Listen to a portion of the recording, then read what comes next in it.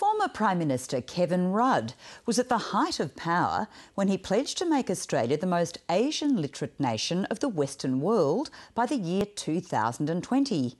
But 4 years on, critics say there's actually been a catastrophic decline in the number of students learning Asian languages as schools across the country gear up to reopen their doors next week.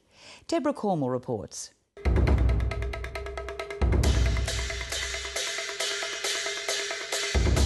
With the Asian century already upon us, dealing with our major trading partners in broken English is no longer an option. We've never had a language be important. It's something nice but not important, like playing the oboe or something.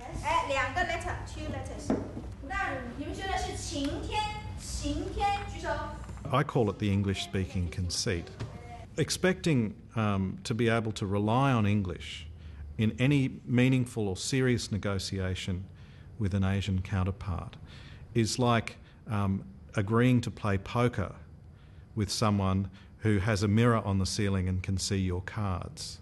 We'll introduce comprehensive Asian language education across the school system.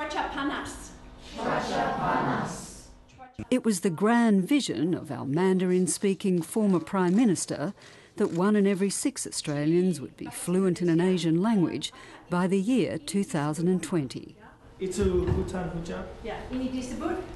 seemed a simple proposition, but 4 years on, Asia experts say the federal government so seriously underestimated the level of investment required in languages, along with a major rethink of our place in the world, it simply failed to bring the rest of the country along with it.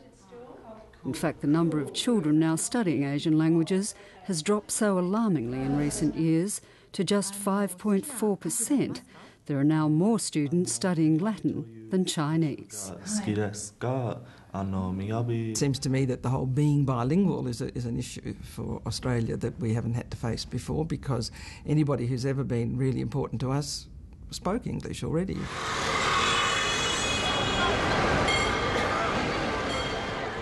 Asia experts say, despite the repeated political cant about Australia's special relationship with Asia, the nation has in fact remained stubbornly monocultural and monolingual. But lifting our Asian literacy levels is now a matter of national interest. If the Chinese economy is going to develop, and if we're going to be more than just the proverbial mine, we do need to actually understand these people and be able to talk to them. It distresses me to think that when I went through the Australian school system, not once were we taught Southeast Asian history, not once. The Henry White paper on how Australia will navigate its way in the Asian century is due to be released by mid this year.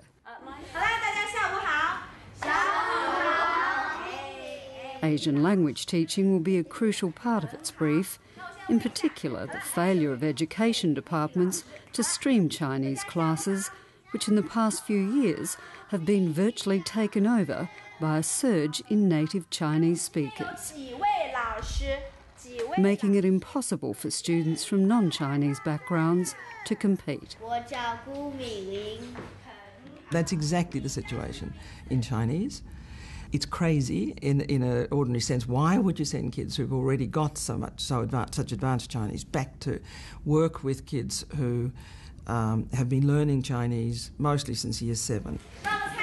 Language educators say while native Chinese speakers have every right to use their Chinese to beef up their marks for university entrance, the students from non-Chinese backgrounds now drop out by year 10. Teachers are in despair because this is going to go down the Zoom, and as I say, it's bad luck for them, but it's also in the long term not in our national interest that be the case. In countries like Malaysia, Singapore, Hong Kong, children are learning Mandarin, English and Cantonese or another language from day one. The attitude there is, have to do, let's do, can do. We owe it to these young Australians to teach them Mandarin from an early age. While Mandarin still isn't offered at most schools, especially primary level, there's been a huge growth in the number of private schools teaching Mandarin, driven by parents who believe it's the language of the future. When I've talked about it with my friends or with other parents at school, there just isn't the interest. I have a feeling it's because our connection, perhaps they feel it's stronger with Europe still. There may be a snobbishness about it. Indeed, for all the obstacles in trying to boost Asian literacy among school children, observers say the challenge goes much deeper. Australians in the main remain largely disinterested in the politics and cultures of our northern neighbours. It goes a long way past languages. You know, Asian languages are hard. I think we need to be realistic about how many Australians are actually going to feel the interest in and the dedication to undertake that sort of study. If you hadn't been told anything about Indonesia in your entire school career, why would you suddenly have a road to Damascus moment and say, well, I need to learn the language of this country? For the next generation of Australians, the new cultural meccas are less likely to be Paris and New York, but cities like Kolkata, Beijing and Seoul. And the big shock for every Westerner is that English will no longer be the global passport that it was. Are we equipping Australian kids with the skills that they'll need to be able to actually spend some time there, work there, study there, join rock bands there?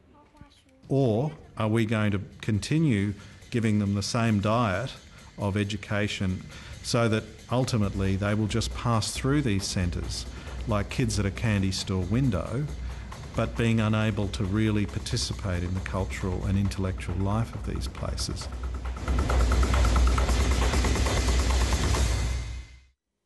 Deborah Cormer with that report.